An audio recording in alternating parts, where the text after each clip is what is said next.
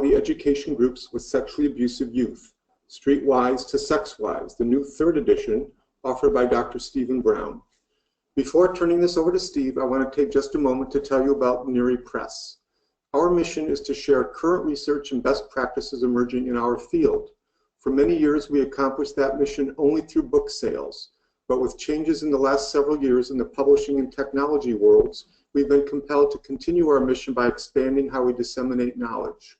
Over the last 5 years, NERI Press has also offered online courses, a free monthly newsletter, in-person trainings, and most recently, these webinars delivered by our internationally recognized authors and other experts in the field. As part of this process, we appreciate our communication with you. We want your suggestions, ideas, and feedback, whether positive or negative, so keep those emails coming. If you find these webinars helpful, we hope you'll consider becoming a sponsor of this series. Like NPR and other public services, it's your donations that help make this series happen. If you become a sponsor of this webinar series, you will be guaranteed a seat in all webinars for the 2017-2018 series. As a sponsor, we will register you and 15 staff members from your organization for each webinar. And we will also offer you a free gift of 2 NERI Press books, Current Perspectives and Current Applications, or 2 other books if you already have these 2. It's your support that allows us to continue to bring you these free resources. Before we get started with Steve's presentation, there are a few more things I'd like to share. As with all workshops, I want to let you know the learning objectives. Participants will learn the rationale for teaching healthy sexuality groups to adolescents with sexual behavior problems, learn a methodology for leading sexuality education groups, learn innovative strategies for teaching about healthy sexuality to adolescents who have sexual behavior problems. Second, I want to let you know that the PowerPoint file will be posted on the NERI Press website shortly after the webinar is over. We'll be posting a YouTube recording of the webinar next week. Third, when the workshop is over, please answer the short survey at the end. We want your feedback so we can continue to improve our webinars. Finally, after about a week, we'll send you a follow-up email that has a link to the recordings and links to certificates of attendance, which you can download. On to the discussion. The latest edition of Dr. Brown's book, Streetwise to Sexwise, provides an easy-to-use yet comprehensive model for teaching basic human sexuality to high-risk teens. It's designed for teens in non-traditional settings who often have limited academic skills and who are resistant to classroom-based learning. Streetwise is a comprehensive sexuality education curriculum offering a range of topics relevant to teens ages 13 to 19. The 3rd edition has added new lessons on consent, sex, and internet pornography. All the lessons are simple, concrete, and actively involve group members in the learning process. They extend beyond mere factual information and address attitudes, values, and skills, an approach that research suggests is more likely to lead to positive behavior change in young people. In addition to Streetwise to Sexwise provides background information on teaching education to high-risk teens, including profiles of the sexual health concerns of 5 specific high-risk populations. And now I will introduce our speaker. Dr. Brown is the director of the Traumatic Stress Institute of the Klingberg Family Centers in Connecticut and coordinator of the Risking Connection Training Program, an international trauma training program used by organizations to implement trauma-informed care. He is a longtime sexuality educator and trainer, and he is former board chair of Stop It Now, an international sexual abuse prevention organization. Welcome, Steve.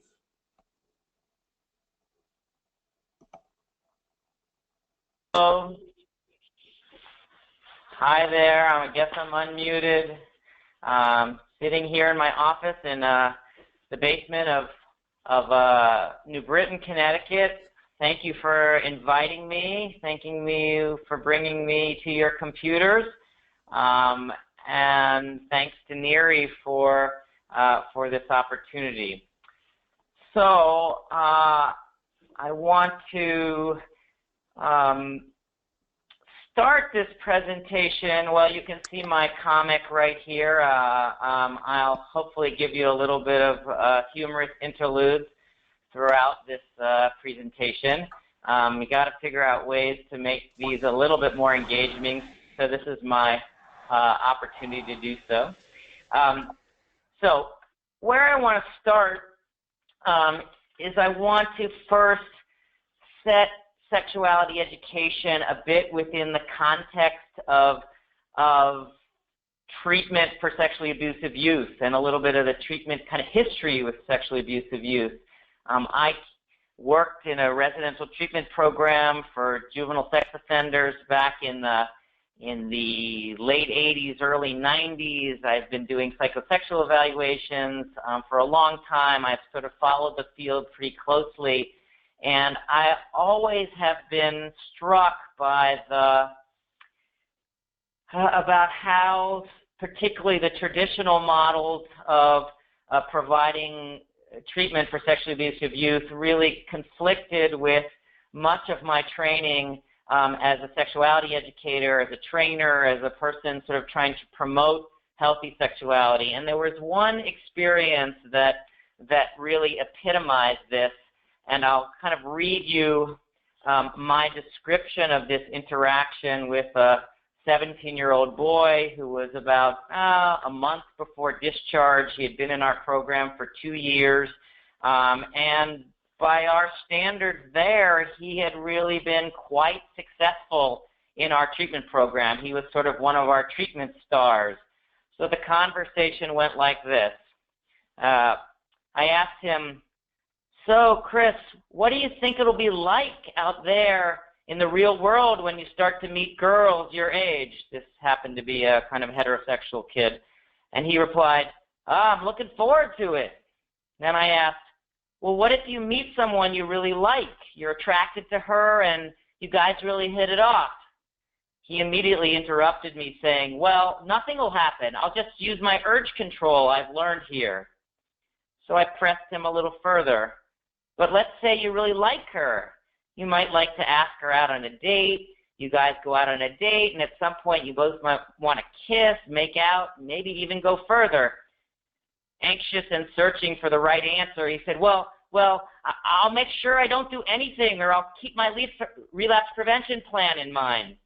"Well, what does your relapse prevention plan say?" And he says, "It says to avoid situations where I might be with someone who fits my victim profile." "So, Chris, what again is your victim profile?" I asked. He said, "Well, little girls that are the same age as my victim." And I said, "So how's that going to help you with a girl your own age who you're attracted to?" Seeming frustrated, he blurted out, I don't know. I guess I'll just use my urge control. Nothing will happen. Don't worry. I'm not going to do anything. I've gone too far. I've come too far to make that mistake again." And I said to myself in my mind, what have we done? And so to me, that's the background for looking at kind of first to compare what did our traditional models versus hopefully newer models, what was their beliefs, their implicit beliefs about sexuality? From traditional models that believed that problem sexual behavior primarily was about power and control, to hopefully new models that are talking about problem sexual behavior, often about related to more relational needs or attachment. In a traditional model, the emphasis on providers' control of problem sexual behavior is we need to make them stop what they're doing, and it needs to happen right now, and the way to do it is to sort of apply as much kind of control and punitive control so that this doesn't happen anymore, to hopefully a newer model that says, okay, we need to balance focus on problem sexual behavior itself, and then also about promoting social and sexual competencies. Usually in the old model, it was really about whenever we talked about sex or sexuality, it was serious, it was grave, it had to do with their offenses, as opposed to can we open it up and say sexuality is associated both with things serious, both with things harmful, ways in which kind of people are violated, and it has to do with things fun, light, humorous, that we can talk about openly. Education about sexuality focused only about consequences and dangers, how not to sexually offend, how to use your urge control, how to use your relapse prevention, how how not to get an STD, how to not get pregnant, to education that balances focus on consequences and dangers with the benefits and the pleasures. And so I often worried that our teens would come out of our programs having internalized these messages, that all sexual feelings are dangerous, sexual feelings should be avoided, treatment success equals eliminating sexual feelings, sexual arousal, if you're feeling aroused, it's a warning sign that you're about to offend, or somehow you're bad if you have sexual feelings. So coming into this, to the field in the late 80s, here I was saying, oh my God, these are the messages? And so what I wanted to do is to, and I have much of my career, or pieces of my career, have been how do I broaden a perspective about sexuality, and one place is through a book I actually wrote prior to coming into the sex offender field called Streetwise to Sexuality, but it's been used really widely and internationally by many different programs, but often by many who treat sexually abusive youth. So the edition that I'm writing right now and completing, which should be done by the summer, is the third edition. First edition was done in 1993 when I was a 28-year-old naive educator coming out of Planned Parenthood, thinking, well, maybe I had something to kind of tell people about how to work with these kids. Little did I know it that now, 25 years later, we'd be in our third edition, that this is a manual that's been used really widely around the world, including being one of the most popular curriculums among Planned Parenthood educators in the country. So I've been obviously really pleased. And what I want to do is sort of take you briefly through kind of the manual. You'll always have to buy it yourself if you want the details, but this will give you an overview. So here are some of the settings where Streetwise is often taught, kind of settings where high-risk kids hang out. When I did my original work as a sexuality educator, I worked in all these kinds of settings. I was the one coming in from the outside and providing sex ed series for these kids in a wide variety of settings, including for some groups for sexually abusive youth. So these are the places where it tends to get used. And the third edition was really meant to update Streetwise. As you probably know, particularly if you have teenage kids, or if you work with teenagers, the speed with which the culture around sexuality and youth sexuality changes is just lightning fast. Like you could have something 2 years later that a term that no one ever uses anymore that they used all the time before. So our effort was to really kind of update it. It hadn't been updated in over 10 years.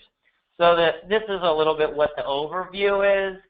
So we talk a little bit at the beginning about what does it mean to have a healthy sexuality mindset when working with these kids, talk about the meaning of high-risk youth, why this manual is important, how to use it. And then as the last edition, we have a number of profiles of selected youth of youth populations who tend to have concerns around sexual health issues. So these are actually 6 profiles we have: GLBQ youth, transgender and transgender non-conforming youth, teens who have been sexually abused, sexually abusive youth, pregnant teens and parenting teens, youth involved in the commercial sexual exploitation.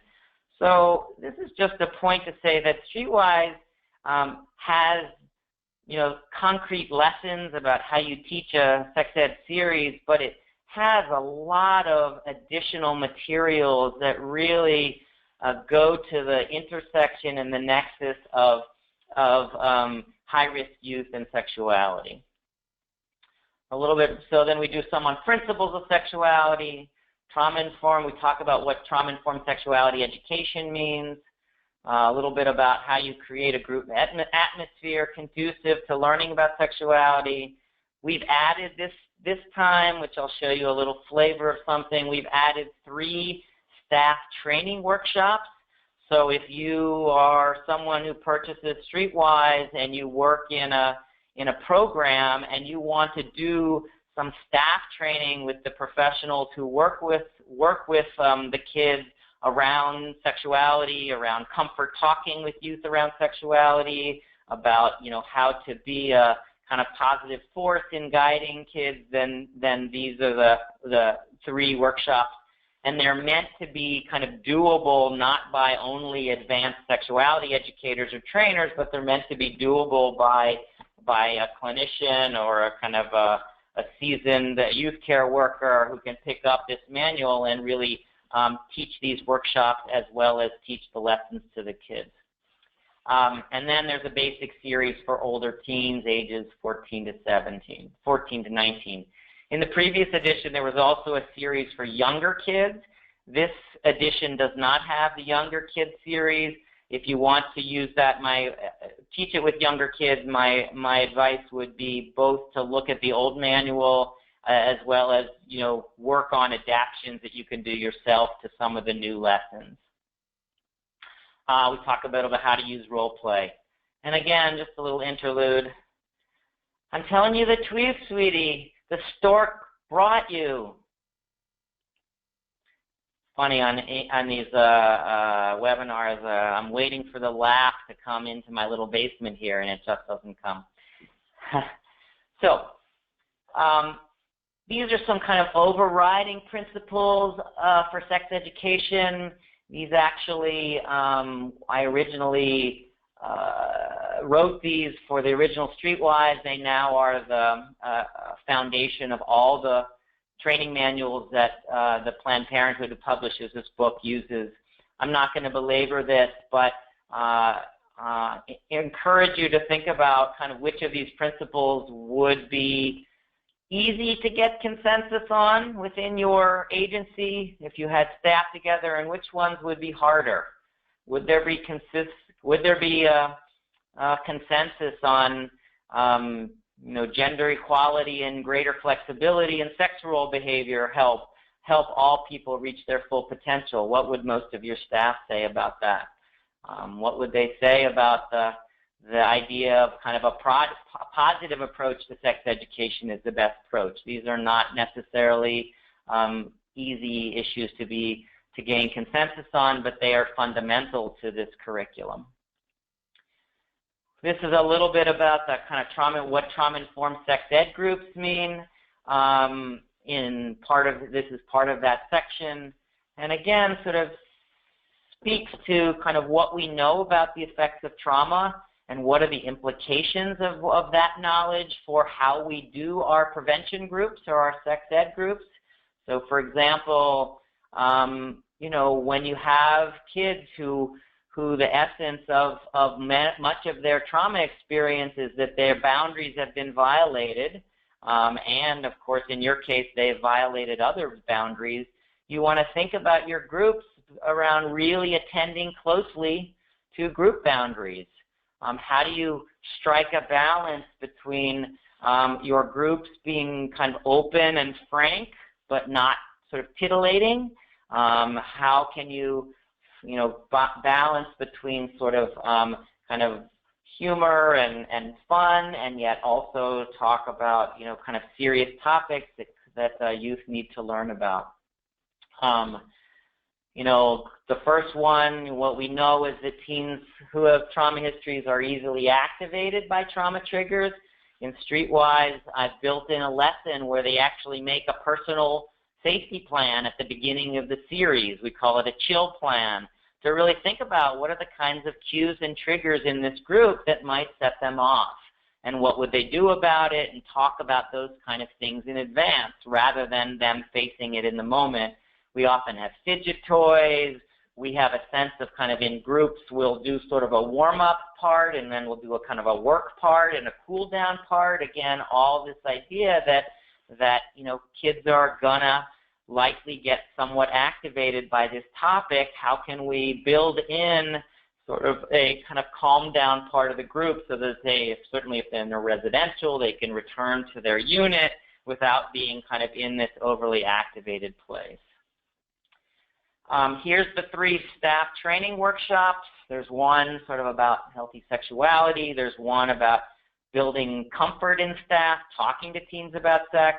And the third one is really kind of how to be a kind of a mentor and take advantage of kind of learning opportunities that come up in your work with kids to kind of convey the messages that you want about sexuality, both healthy and kind of and challenging, unhealthy beliefs and behaviors.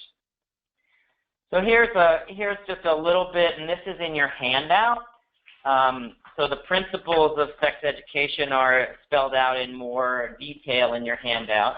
But the next handout really is just a sample exercise from one of the staff training workshops. So what you see before you here on the slide is just sort of the first part of it, where it asks staff to reflect on how much of this was true for you when you were 16. What about with you work with? Is it not at all true? Is it very much true? And then probably most importantly, thinking through, so you're in this role as a staff person, what would help the youth you work with develop this quality? And so if you look at your handout, there's many different sections of this, looking at sort of human development, looking at relationships, personal skills, sexual behavior, sexual health, society, and culture.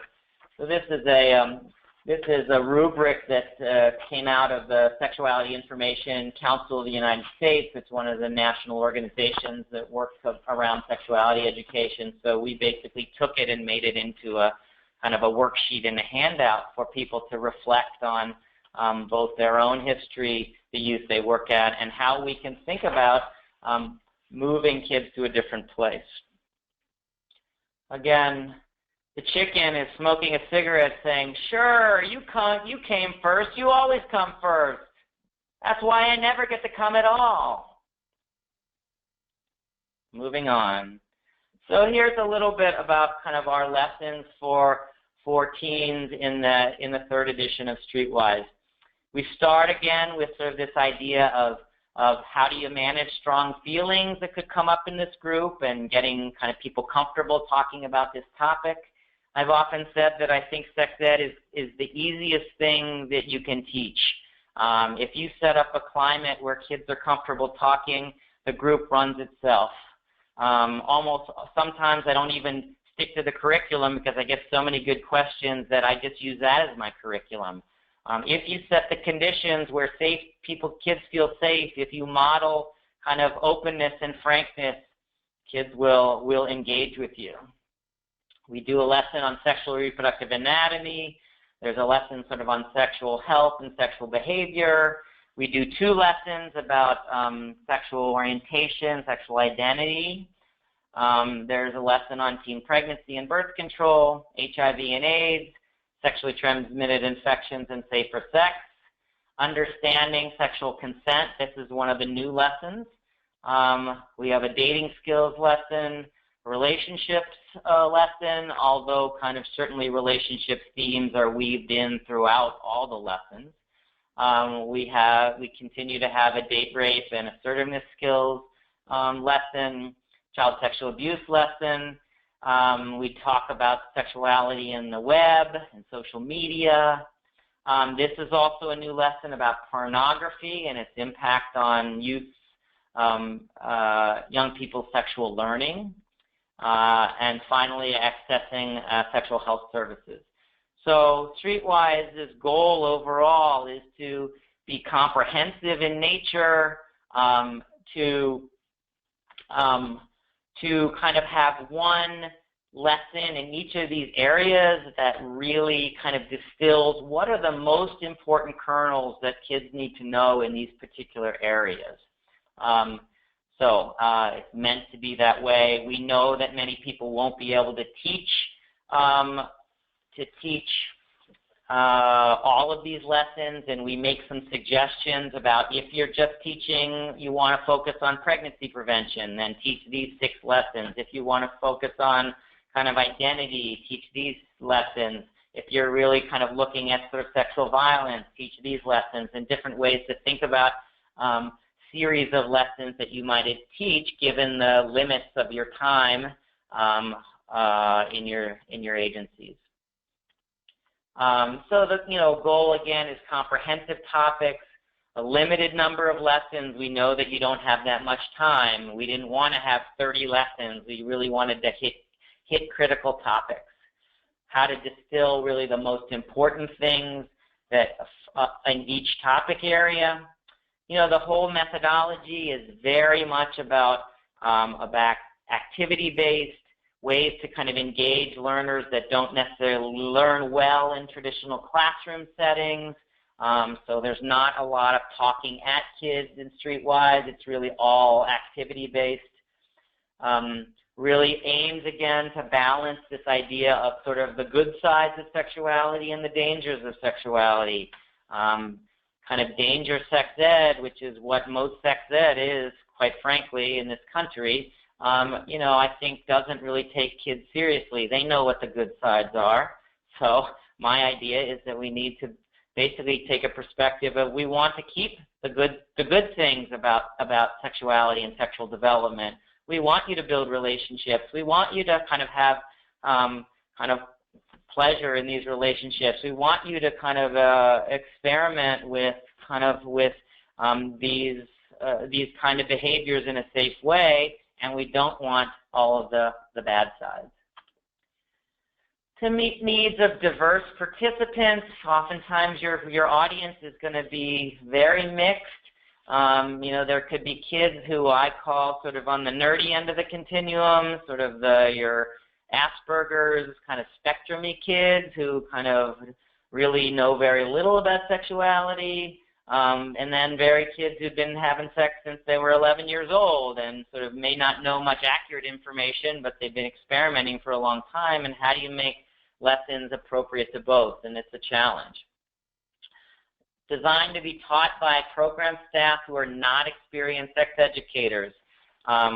This isn't something that you have to have a degree in health education. We really believe that, a savvy, nuanced clinician, an experienced staff person can teach these lessons, and we've seen that to be the case. Doesn't require also any extra materials such as videos or other types of things like that. So let me show you just a few tidbits of some of the lessons.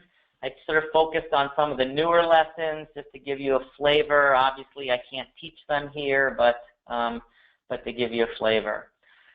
So in the consent lesson, so just imagine there's a big wall and a sign on one wall that says sexual consent, and a sign on the wall on one place that says sexual consent, and another over here in another place it says no sexual consent. And you're basically handing out a bunch of cards that say these following things, although these are only examples. There's about a list of 20 things. And so you hand them out to the kids, and the kids, either in pairs or in small groups, they talk with each other about where these things would fit, whether they fit under sexual consent or whether they fit under no sexual consent. Obviously, early in the lesson, we define what we mean by consent. We give kind of definitions. There's a couple other activities before this one. So, for example, on the card it says, the person says, definitely, I want you to. Does that sort of represent sexual consent? If you hear that from your sex partner or not. So if the person is lying there and not saying anything, does that represent sexual consent, non-sexual consent?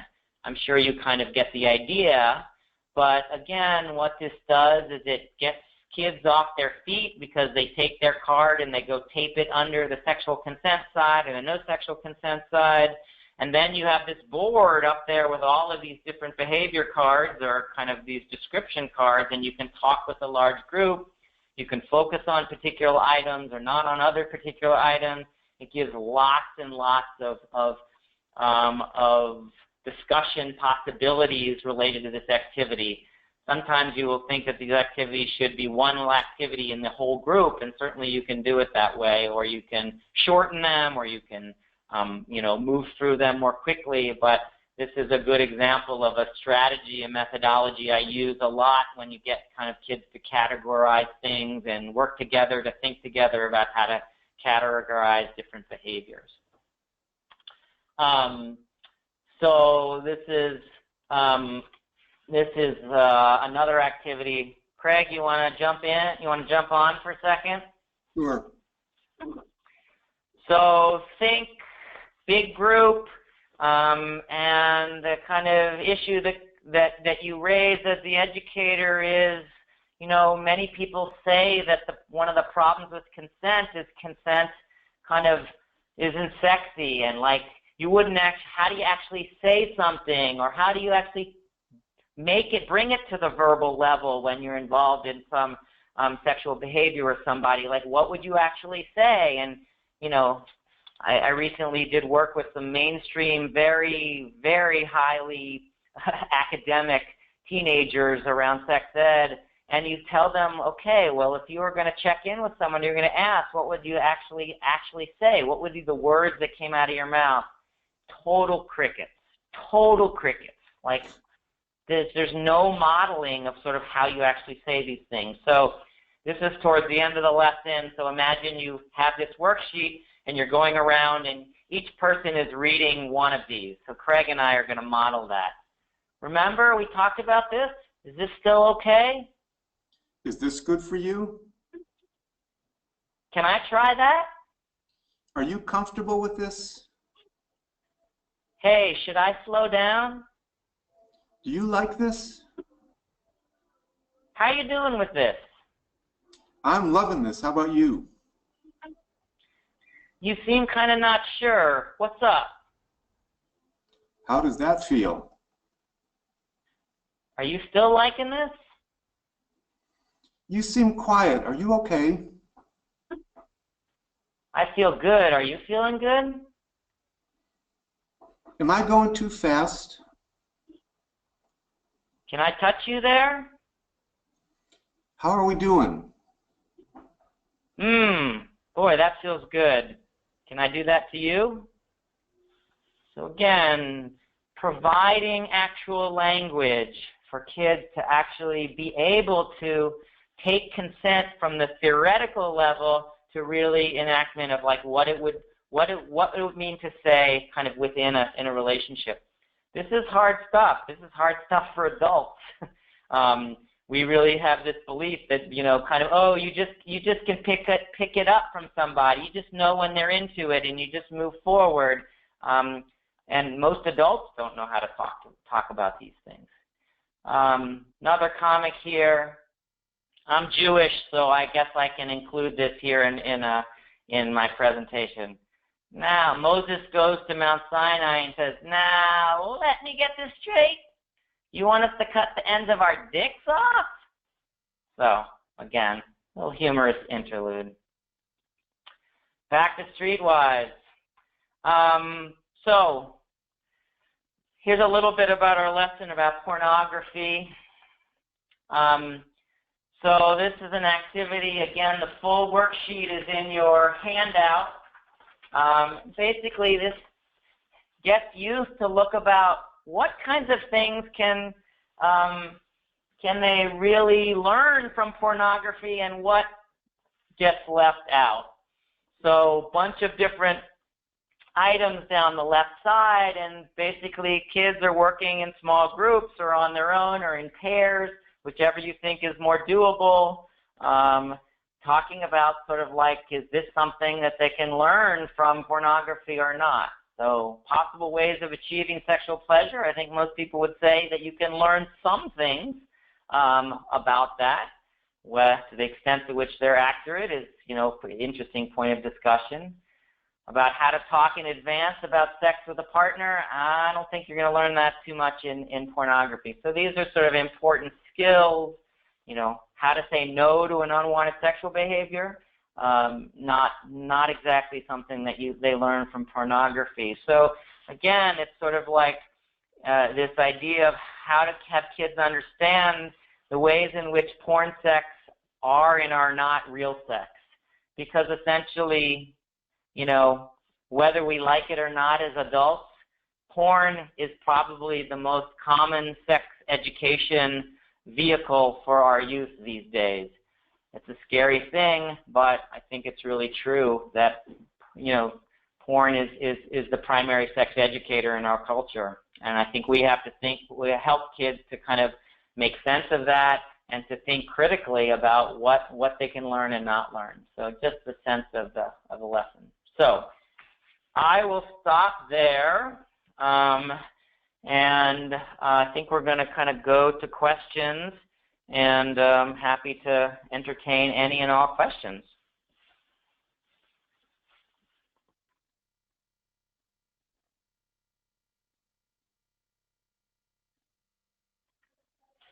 Thank you, Steve. Can people send in questions to us now? And while we're waiting for them, I will ask, how do you work? You mentioned children with autism spectrum disorders who have difficulty participating in groups for sure. How do you modify this for work with spectrum kids? Well, it's a good question. So I think first of all, you have to kind of assess whether they can tolerate the stimuli of a group, and what size group is best for them. Are they a kid that could, you know, be with 2 or 3 other kids and do this in a kind of a smaller group where there's less stimulation?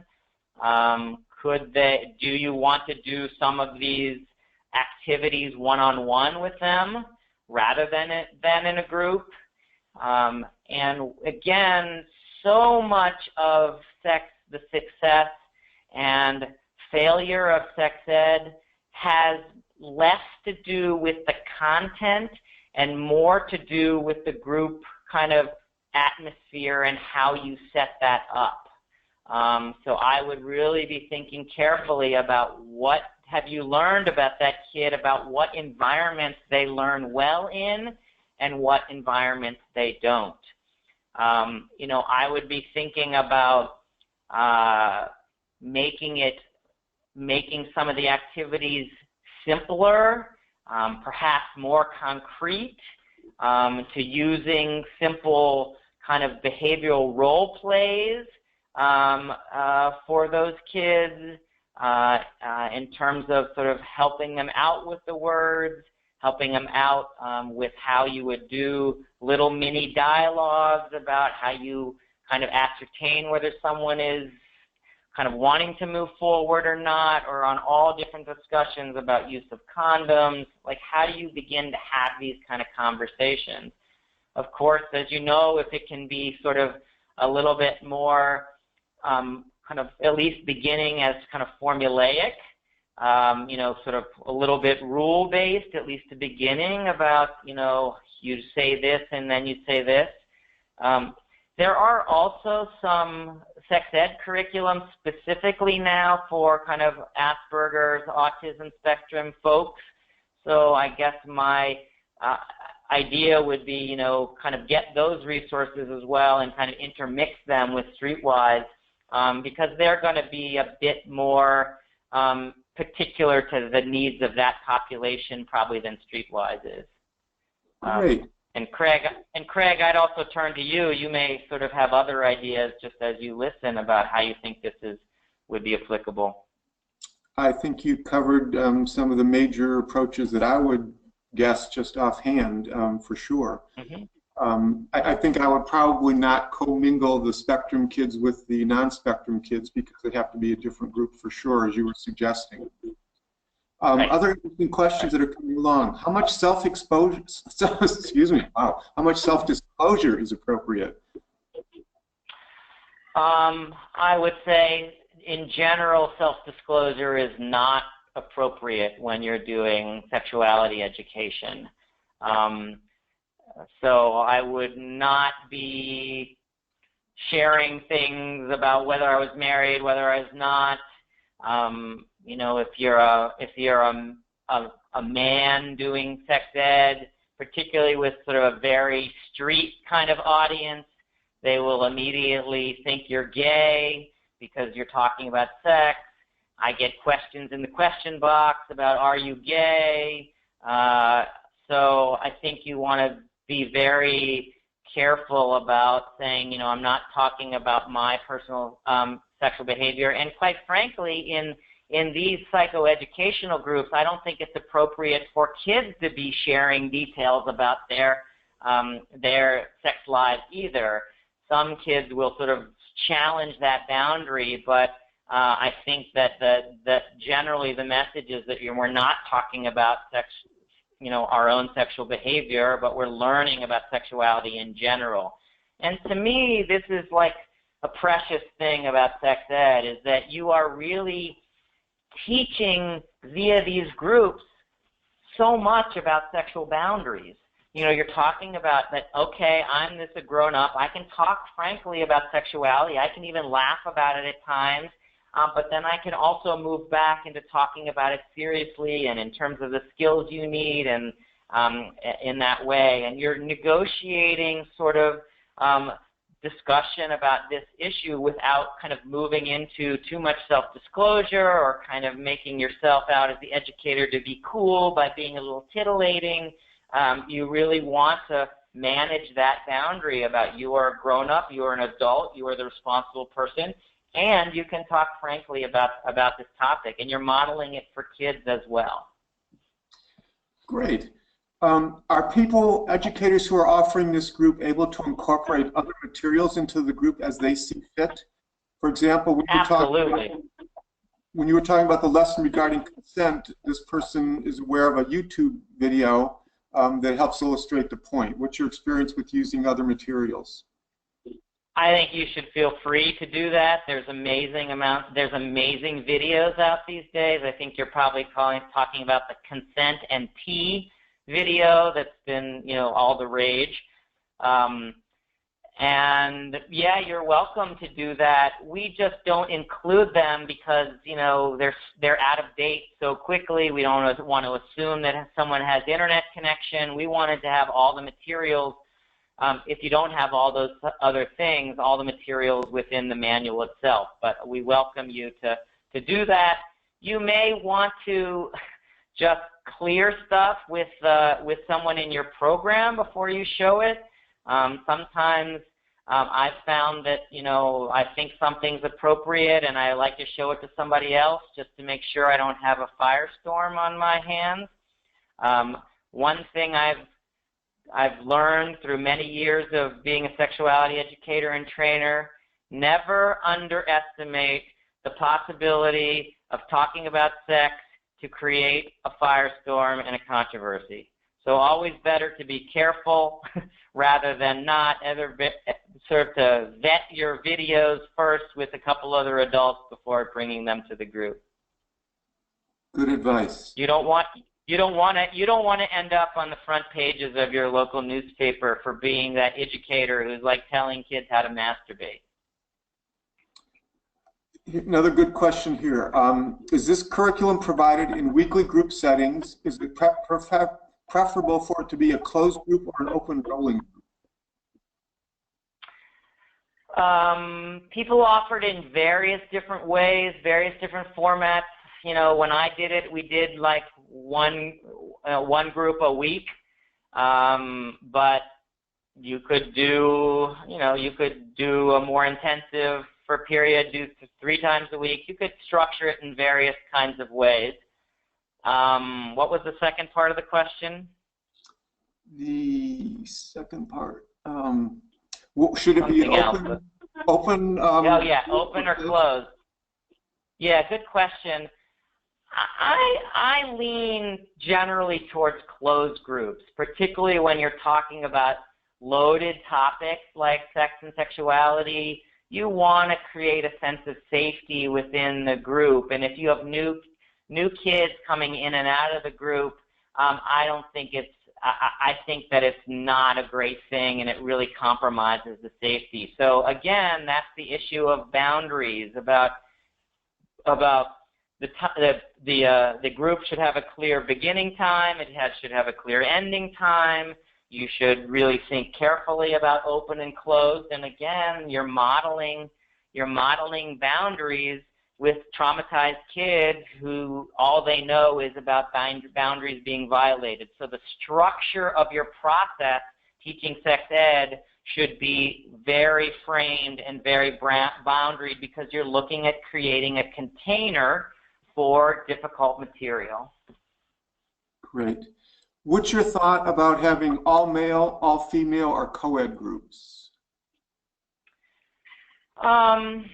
So in ideal worlds, I think co-ed groups are the best, because, you know, we're trying to model and have kids have experience of talking cross-gender around sexuality. And I certainly understand that within some settings, with kids who are sort of really easily activated, with, you know, where just it brings too much noise into the group and will get in the way of learning, that you may need to do a same-sex group. If you're working with younger kids, again, sort of who, you know, have less self-management skills and less ability to use their frontal lobe, then you're, you know, going to want to be thinking more about same-sex groups. But my default is mixed groups. Great. How do you balance discussions about grooming, which has been a constant topic in our field, versus the idea of developing a relationship? How do you conceptualize that for the participants?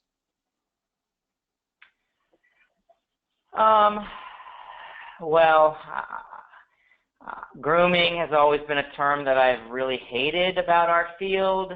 You know, when I worked in residential, when something was described as grooming, it was, to me, oftentimes like same-age experimentation with flirting and trying to kind of engage in social skills with peers. You know, grooming is often has this, you know, has the sense of, you know, it goes to intention about what is the purpose, what is the underlying intention of this behavior with peers. So, you know, I certainly understand that it's real, that it's a dynamic, and that you want to watch for it. But I don't spend a lot of time talking about kind of grooming in sex ed groups. I think that's probably a topic more for your more clinical treatment groups to talk about that concept. You know, clearly if you're watching interactions between kids and, you know, they are, you know, seeming to kind of target a particular kid, and, you know, there's kinds of dynamics that you observe, then you certainly want to kind of be aware of that. But it's not, you know, I'm really looking about teaching social and sexual competencies, and, you know, in my mind, what is oftentimes grooming is the way that what's described as grooming is kids trying to kind of learn sexual and social competencies, which is something we all have to learn in our developmental process. Great. Here's a question from someone who's a program manager in a school for girls who are trauma reactive. How would you try to contain discussions about sexuality to your group and not have them kind of spill over into the school setting?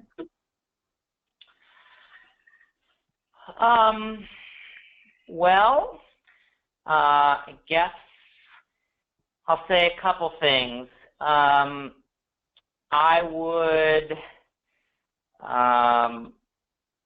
if you thought it was destructive, I would set up ground rules around it up front in the groups, and there is a place in the first lesson where you're setting ground rules, and then I bring my piece of newsprint to every single group and remind them of the ground rules whenever I start the next group.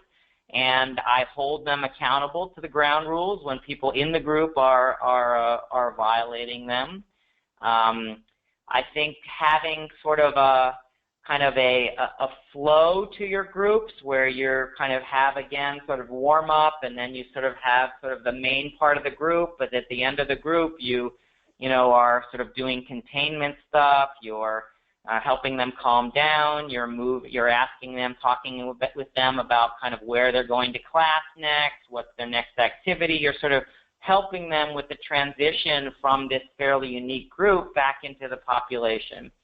So, those are the things that I think of. If it's a very highly active, easily activated group, you again sort of want to, as you teach, you're wanting to kind of monitor the temperature level of the group. And so at certain times you may choose not to do an activity or cut an activity short in order to kind of regulate the activity, the activation level of the people in the group.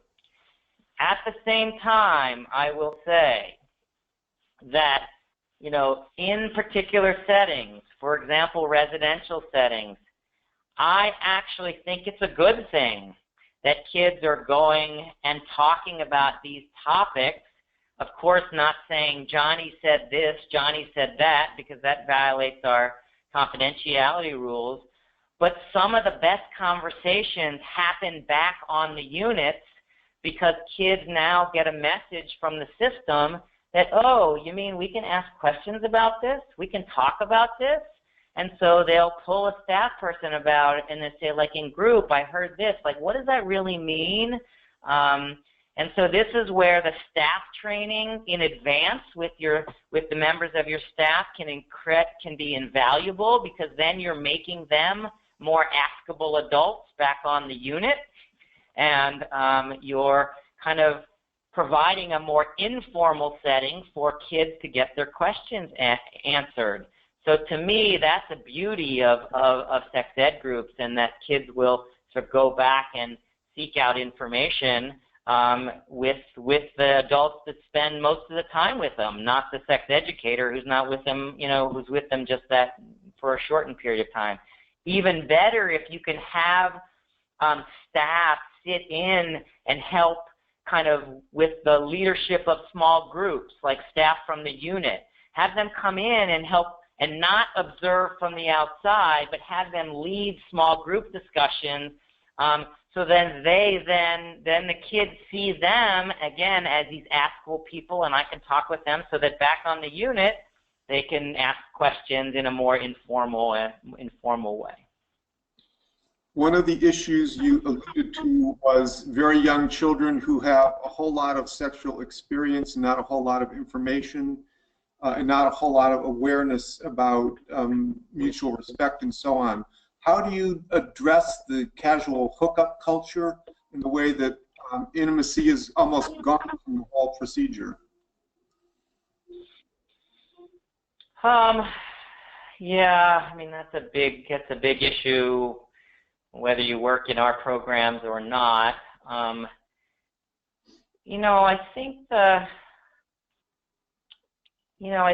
think my goal would be to just see if you can help them critically examine what the upsides and the downsides of hookup culture are, and have them again in a concrete way to sort of think critically about what the good sides and bad sides are. Certainly upsides is that you can sort of have easy sex, and some of the downsides is, particularly if you're our population, is like you're involved in hookup culture. There's not tend to be a lot of verbal conversation that goes on in hookup culture. And so what if you're accused of sexual assault with somebody and you have the history that you have? That, to me, is a huge risk factor that our kids need to be aware of. That you know, that if you know someone well and you form some kind of trust and relationship, you're much less likely to get accused, perhaps falsely, of sexual assault. So, you know, there's not a particular lesson around that, but I think you raise a really, really important issue, and then in other sex ed groups we've done some talking about sort of what are the upsides and downsides. All right, one final question for a relatively brief answer if you can. Who should conduct this curriculum? Therapists, teachers, church leaders, or who? And what setting is most appropriate? I really think all of the above. Again, it's not a curriculum that you need to be a highly experienced sex educator. I sort of made the activities kind of basic enough, foundational enough, both for the learners but also for the teachers. So I think all of those folks can do it. Certainly, reading a number of books about sexuality education for youth. Some of the actual books for youth, I think, are the best to read because you get a sample of what the language is that the author is using for those kids to help communicate well. But I think it's appropriate for all those people to teach it in all those settings. Great. Thank you so much, Steve. Really appreciate your taking the time to join us. And I have we'll have a little virtual round for you. And now I have just a few comments before we end the webinar. We have limited paid CE credits for our May and June webinars. They're available for psychologists and social workers for the final webinars of this season, which is May and June. For details about how to obtain these credits, please visit www.nearypress.org/webinars, and please read through our new CE process before emailing Kristen with any questions that you might have. Her email kind of gets overloaded if we rely on her to answer all questions. I also want to let you know that Neary Press publishes a free e-newsletter about research and practice. There we go, on the screen. All right, we're having a little technology glitches today. I'd like to take a moment to let people know that we also publish a free monthly newsletter in which we identify a current or controversial research paper and talk about the findings and the implications it might have for conditions in the field. You are automatically signed up for this resource, and we hope you'll find it useful. I know that as we read these articles on our end, they always spark discussion among those of us who work on the newsletter. If you like this webinar, you can see previous webinars on our website at www.nearypress.org. It's also possible to pay for CE credits for all past recorded webinars, and instructions are there. Next, I'd like to encourage people to become a sponsor if you find these webinars useful. As a sponsor, we will send you 2 of Neary Press's popular titles, Current Applications and Current Perspectives, or 2 new books if you've already received these. You are guaranteed a seat in our June webinar and any other webinars in the 2017-2018 season, and organizations are guaranteed 15 for staff members of their organization. We'll also do your monthly registration for you. Sponsorship is $98 for individuals, $250 for organizations. If you're interested in being a sponsor, please contact us directly at info@nearypress.org. A few quick reminders: the PowerPoint slides and recording will be posted on the website within a week, and follow-up emails will be sent within a week as well. Our organization sponsors include the following, and we thank them very much for their support, financial and otherwise. We wouldn't be able to hold this event without their support. And our individual sponsors as well have contributed to the ability to bring this information to you. A huge thank you to Steve for running this webinar for us, and a thank you to all of you for attending. We hope to see you in our final webinar in June. Thank you very much. Thank you all.